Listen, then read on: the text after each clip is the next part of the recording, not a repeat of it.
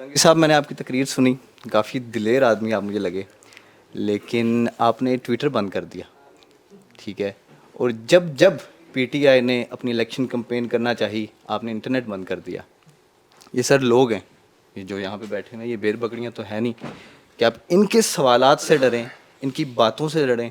और आने वाले जो हुकूमत है, या आप जब हुकूमत में थे सर, तो आपने हर दूसरे दिन सर इंटरनेट बंद किया, हर दूसरे दिन ट्विटर बंद किया। क्या लोगों के सवालों से आप डरे? आपने वीगो का जिक्र किया सर, आप वीगो से नहीं डरे, आप लोगों के सवालों से डरे सर। इस पर कुछ कह देंगे तो। पहली बात तो दूसरे दिन ही तीसरे दिन बंद किया था। सर दूसरा ये कि ट्विटर बंद नहीं है, आप वीपीएन इस्तेमाल करें। और चौथा जवाब ये है कि वजारत इत्तलात और नशरियात का इंटरनेट को बंद करने से कोई ताल्लुक नहीं। सर किसका था? नहीं नहीं सर, बात सुने ना, किसका ताल्लुक है सर फिर? क्योंकि इधर डिजिटल मीडिया की सर आपने कितने फीक सर पीटीए का भी नहीं, आपको क्या नहीं पता है तो